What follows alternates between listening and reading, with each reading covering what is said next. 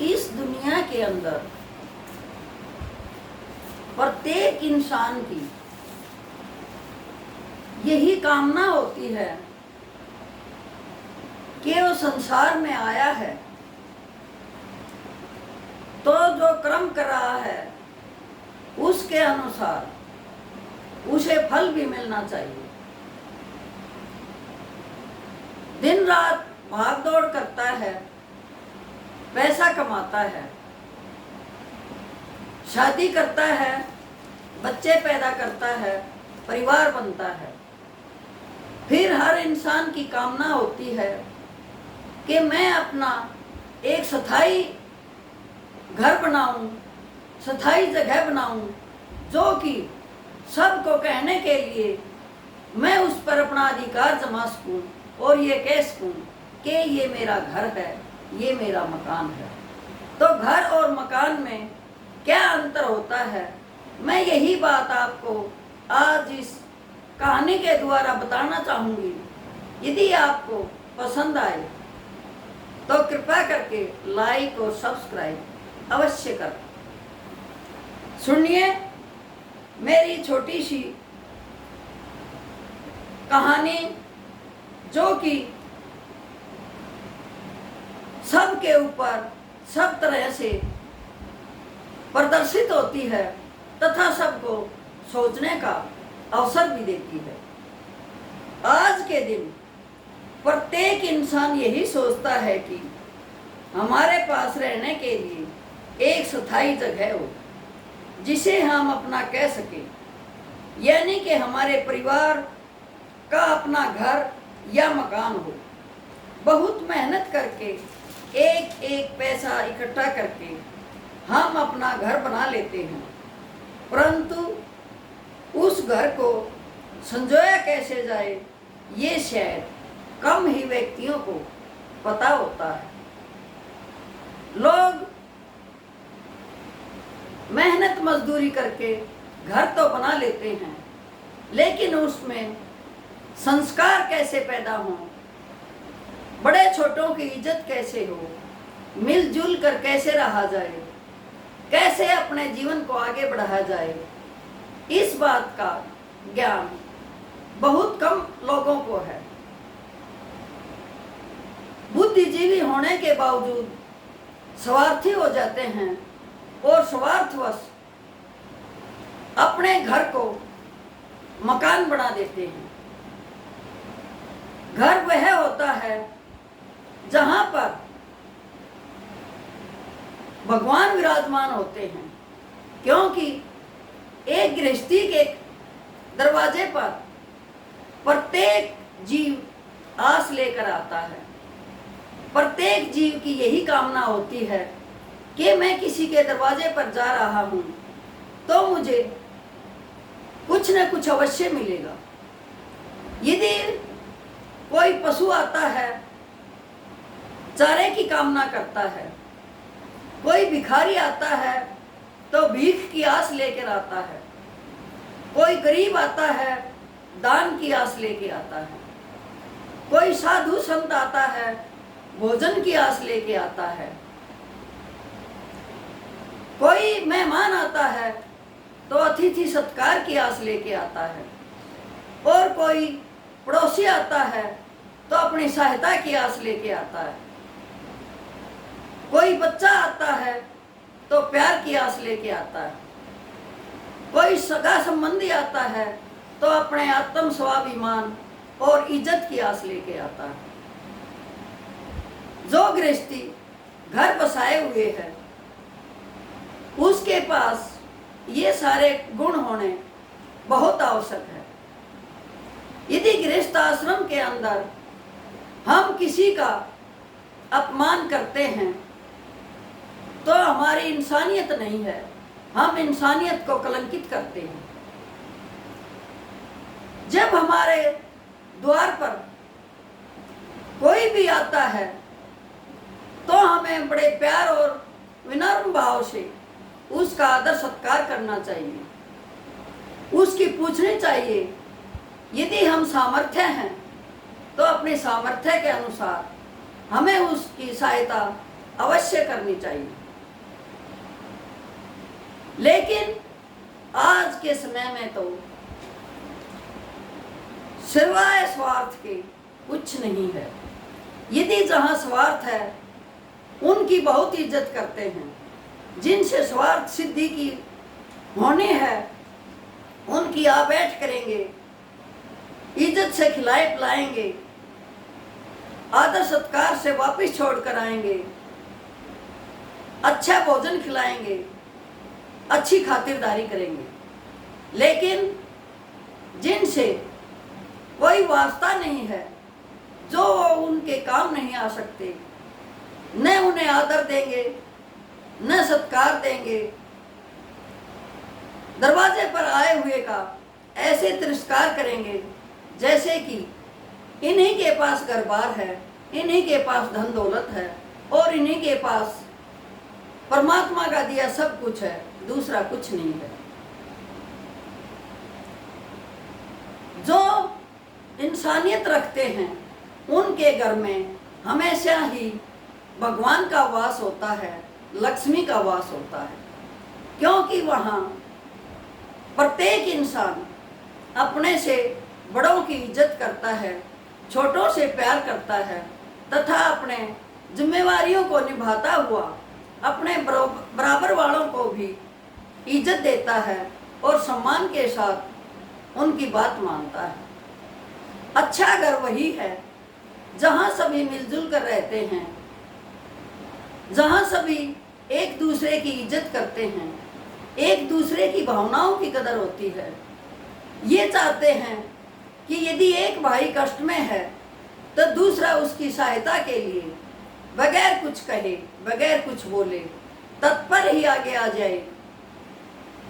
वहीं भगवान का वास होता है जहाँ दिल में दया धर्म वास करता हो, जो एक दूसरे के दुख दर्द को समझता हो। उस परिवार में चाहे दादा दादी हों, माँ बाप हों, जो सम्मान के योग्य हों, जिन्हें सम्मान मिलेगा वो अपने दिल से, तय दिल से, आत्मा से अपने बच्चों को, अपने पोता पोतियों को आशीर्वाद देंगे। बुजुर्गों का आशीर्वाद कभी खाली नहीं जाता। हमेशा ही बुजुर्ग आदमी कहते हैं कि दूधो नहाओ पूतो फलो। उनका आशीर्वाद यही होता है कि तुम्हारी संतान इतनी अच्छी रहे कि जैसे तुम हमारी इज्जत कर रहे हो आगे तुम्हारी भी हो।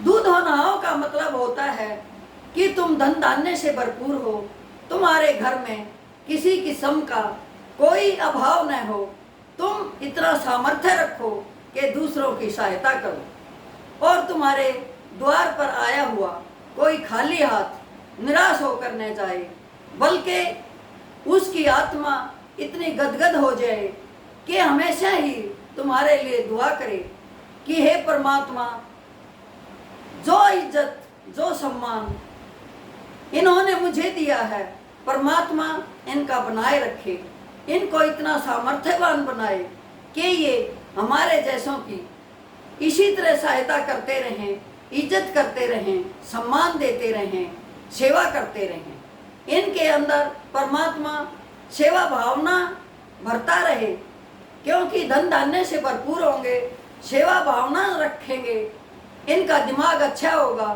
तो परमात्मा भी इनके घर में वास करेगा। लक्ष्मी वहीं वास करती है जहाँ के आपस का मेल मिलाप होता है। नहीं तो कहते हैं कि कलेश के अंदर तो घड़ों का पानी भी नाचने लगता है। कलेश तो सब कुछ विनाश करता है। आज का समय ऐसा है कि माँ बाप बच्चों की परवरिश करते हैं, उन्हें योग्य बनाते हैं, लेकिन जब बच्चे योग्य होते हैं तो माँ बाप की परवाह करना बंद कर देते हैं और उन्हें बोझ समझने लगते हैं। लेकिन उन्हें इस बात का बिल्कुल ख्याल नहीं है कि हमें भी माँ बाप बनना है और यही दुर्दशा हमारी भी होनी है जो आज हम अपने बुजुर्गों की कर रहे हैं, दादा दादी और माता पिता की कर रहे हैं, ये समय हमारे अंदर भी आना है। वो इस बात को भूल जाते हैं। लेकिन जहाँ संस्कारी बच्चे होते हैं वहाँ ऐसा नहीं होता। वो सभी मिलजुल कर रहते हैं, अपने बड़ों की सेवा करते हैं, बात मानते हैं और सभी मिलजुल कर रहते हैं। वहाँ लक्ष्मी का भी वास होता है, शांति भी पनपती है। प्रत्येक इंसान उसी परिवार का उदाहरण देता है कि देखो फला परिवार में इतने भाई हैं, इतनी बहुएं हैं, माँ बाप हैं, दादा दादी हैं, लेकिन उनके घर से कभी भी ऊंची आवाज़ सुनाई नहीं देती, क्योंकि उस घर के अंदर संस्कार हैं, बड़ों की इज्जत है, छोटों से प्यार है, आपस का सम्मान है, एक दूसरे की चिंता है। मैं आज आपको इस कहानी के द्वारा, इस बात के द्वारा यही बताना चाहती हूँ कि घर और मकान में क्या फर्क है। घर में शांति का वास होता है, परमात्मा का वास होता है, लक्ष्मी का वास होता है, सभी मिलजुल कर रहते हैं, कोई ऊंची आवाज में बात नहीं करता, एक दूसरे का सम्मान करते हैं।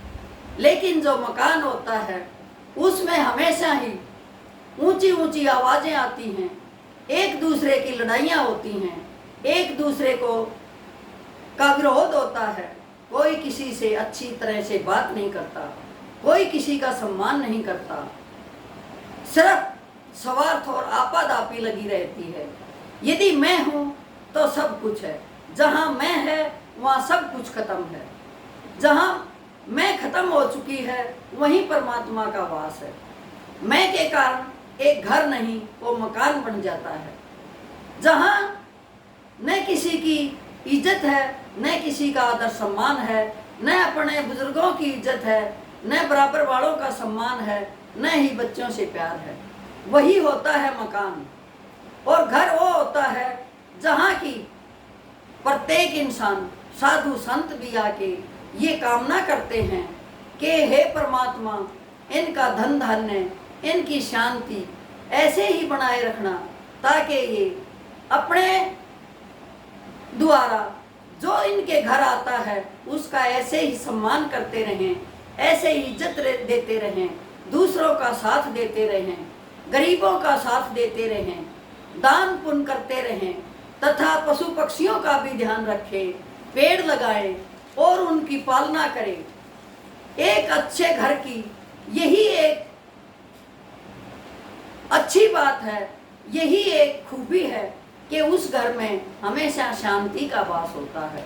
जहाँ शांति का वास है वहाँ परमात्मा का वास है, लक्ष्मी का वास है। ये बात समझने लायक है कि अपने घर को घर ही बनाओ, मकान मत बनने दो। यदि घर का मकान बन गया तो कुछ भी नहीं है। इस दुनिया के अंदर घर बहुत कम रह रहे हैं और मकान अत्यधिक मकान ही है, क्योंकि वहाँ जो देखने को मिलता है वो मैंने आपको दर्शाया है।